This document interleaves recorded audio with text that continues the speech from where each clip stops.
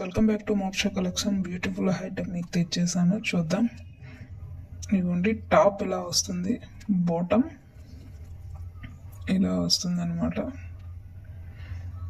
కొత్త మోడల్ చున్నీ ఇలా పెరట్ చేస్తే బ్యూటిఫుల్గా ఉంది.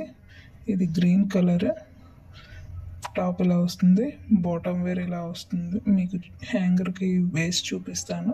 టాప్ ఇలా వస్తుంది, ట్యాజిల్స్ వస్తాయి వెనక్కి.